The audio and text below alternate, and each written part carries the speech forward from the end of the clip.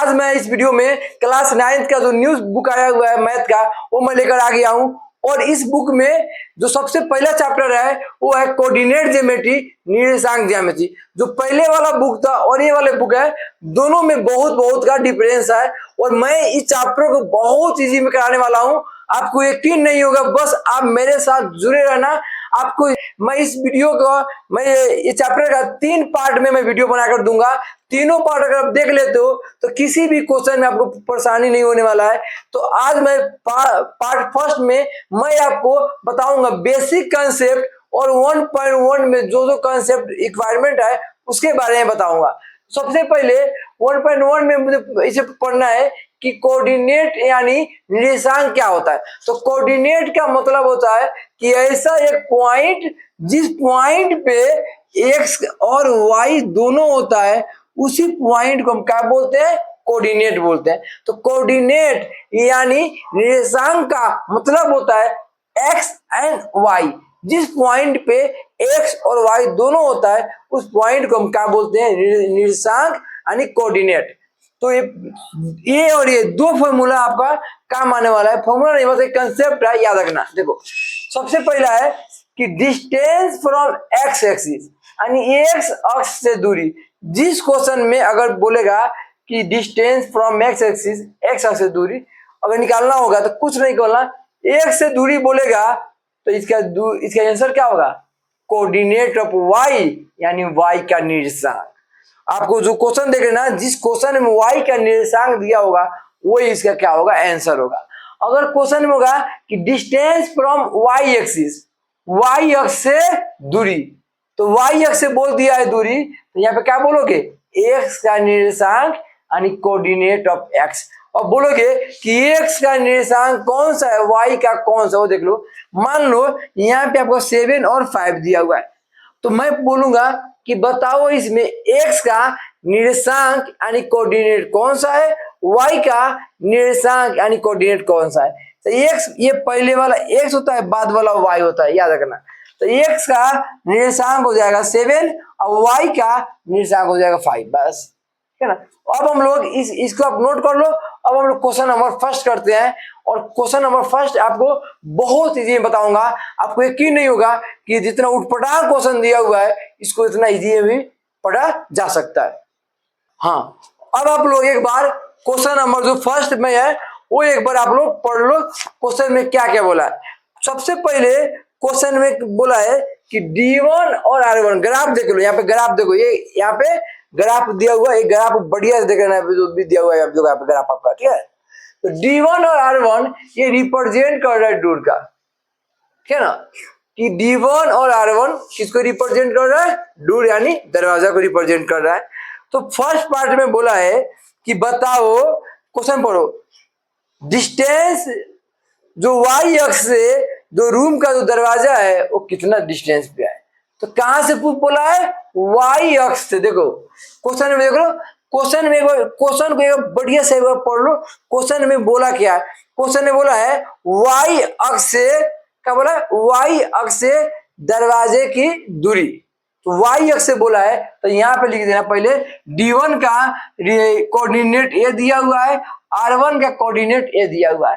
अब क्वेश्चन में बोला है कि दरवाजा जो है वाई अक्ष से कितनी दूरी पे आए। तो यहाँ पे लिख देना वाई अक्ष से दूरी, डिस्टेंस फ्रॉम वाई एक्सिस।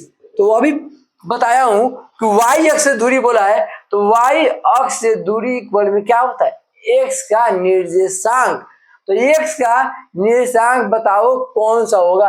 आओ डी पे। एक्स का निर्देशांक कौन सा होगा?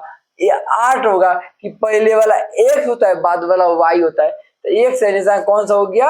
8 हो गया। तो इसका दूरी कितना हो गया? यहाँ पे ये दूरी हो गया 8 इकाई यानी 8 यूनिट क्या हो गया? फर्स्ट का आंसर हो गया।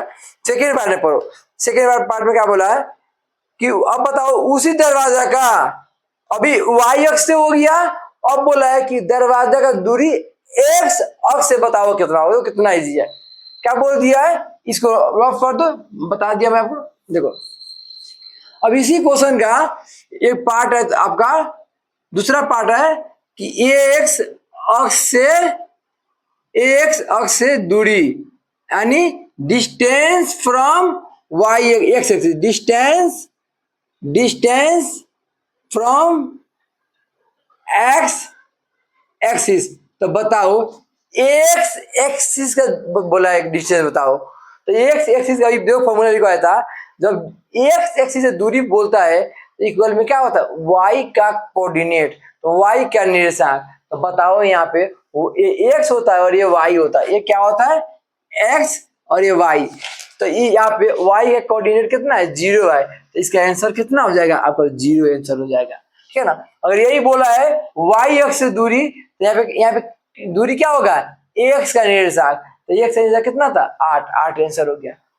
एक्स अक्ष से दूरी तो वाई का निर्देशांक, वाई कितना है 0 है, 0 इकाई आपका क्या हो गया आंसर आ गया आपका, ठीक है ये आपका हो गया, ठीक है पहला पार्ट हो गया। अब देखो दूसरा पार्ट में बोला है कि बताओ कोऑर्डिनेट ऑफ D1 का निर्देशांक क्या होगा। तो देखो D1 का निर्देशांक देखो, ये सेकेंड पार्ट आपका हो गया कि कोऑर्डिनेट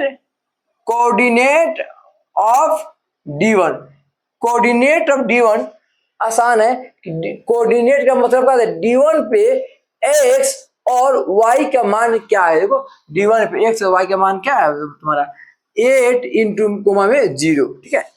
और बोलो थर्ड में बोला है कि जो R1 है, R1 का कोऑर्डिनेट आपको दिया हुआ इतना 11.5,0 और एक बोला है कि how wide is the door, जो डूर है उसका चौड़ाई कितना है।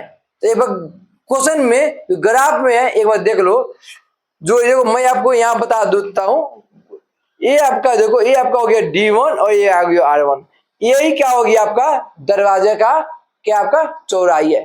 तो पूरे R1 में से D1 की कोऑर्डिनेट को माइनस कर देंगे तो ये आपका चौड़ाई क्या हो जाएगा मालूम हो जाएगा। तो यहाँ पर मैं बता रहा हूँ यहाँ पे कि क्या बोला है थर्ड पार्ट में बोला है आपका कि बताओ दरवाजे की चौड़ाई कितनी है। अब दरवाजे की चौड़ाई निकालने के लिए तो देखो ग्राफ में देख लो, सबसे लास्ट में कौन है R1 है, इधर कौन है D1 है। तो R1 के कोऑर्डिनेट में से D1 को माइनस कर देंगे तो आपको क्या होगा वो चौड़ाई मालूम हो जाएगा। देखो यहाँ पे ये आपको सपोज मान लो कि ये x है और ये y है, यहाँ पे आपका D1 है और यहाँ पे कौन है आपका R1 है। D1 का कोऑर्डिनेट कितना है 8,0 और इसका कोऑर्डिनेट कितना है 11.5,0। तो ये x एक्सिस है तो x वाला माइनस करो, y तो 0 होगा यहाँ पे। तो यहाँ पे क्या बोलोगे आपको क्या निकालना थर्ड में बताना है कि जो दरवाजा है उसकी चौड़ाई कितना है, विड्थ कितना है, और ऐसा विड्थ बताओ कि जिससे विड्थ से आसानी से रूम में आ सकता है और जा सकता है, तो वो बताना है। तो यहाँ पे लिख देना विड्थ, दरवाजे की चौड़ाई। दरवाजे की चौड़ाई निकालने के लिए क्या करोगे R1 कितना है 11.5, उसमें से क्या करना 11.5 में से क्या करोगे D1, देखो ये R1 हो गया D1 हो गया, D1 वाले को माइनस कर देंगे कि यहाँ से यहाँ ये 11 यूनिट है और यहाँ पे 8 यूनिट है, तो ये वाला बताना है। तो क्या करो पूरे में से अगर इसको माइनस कर देंगे तो ये वाला क्या मालूम चल जाएगा आराम से। तो क्या करो 11.5 माइनस 8, यहाँ पे कितना हो गया 3.5 इकाई, ये हमारा क्या हो गया आंसर हो गया। ये 3.5 इकाई ऐसा आंसर है कि ये आपका दरवाजा जो है दरवाजे की चौड़ाई आपका कितना हो गया 3.5 इकाई हो गया। अब पढ़ना इसमें बोला है फोर्थ पार्ट। अब देखो फोर्थ पार्ट में क्या बोला है, फोर्थ पार्ट में बोला है आपका B1 और B2, ये आपका जो बाथरूम है उसका दूर है B1 और B2, बाथरूम का दूर है 2.1। देखो ये मान लो कि ये यहाँ पे आपका हो गया B1 और ये हो गया B2 और ये क्या हो गया आपका बाथरूम हो गया। तो B1 का कोऑर्डिनेट आपको बुक में क्या है गिवन है, B1 कितना है 0,1.5 और B2 कितना है आपका B2 है 0,4। तो बोला है जो बाथरूम है, ये बाथरूम की जो दरवाजे की चौड़ाई है वो रूम के दरवाजे के चौड़ाई से ज्यादा है कि कम है। तो बताओ, अभी पढ़े हो कि जो रूम है उसकी दरवाजे की चौड़ाई कितना आया है आपका 3.5। अब बताना है बाथरूम की चौड़ाई। तो बाथरूम का कोऑर्डिनेट B1 और B2 के बीच में जो जगह है ना, ये आपका क्या है, दरवाजा हो गया। तो इनकी चौड़ाई निकालने के लिए, बाथरूम की निकालने के लिए, देखो ये कौन से एक्सिस पे, वाई पे है। तो यहाँ से यहाँ पे जाने पे कितना आपका दिया हुआ है 0.4 और यहाँ B1 पे कितना है आपका 0.15। तो क्या करेंगे, जो सबसे ऊपर होता है उसमें नीचे जो आगे होता है, आगे में पीछे वाले को माइनस कर दो। तो 4 माइनस 1.5 माइनस करोगे तो ये आपका हो गया 2.5। अब बताओ कि ज्यादा चौड़ाई कौन सा है। ये रूम का जो दरवाजा है उसका कितना आया है 3.5। ये बाथरूम का जो दरवाजा है वो कितना है 2.5। इसका मतलब क्या है, ये वाला ज्यादा है 3.5 मोर देन 2.5। इसका मतलब हुआ आंसर में कि रूम का जो दरवाजा है उसकी चौड़ाई बाथरूम की चौड़ाई से क्या है आपका ज्यादा है। ये आपका आंसर क्या हो गया, आंसर आ गया। चारों पार्ट था, चारों पार्ट मैं आपको करके दिखा दिया आपको।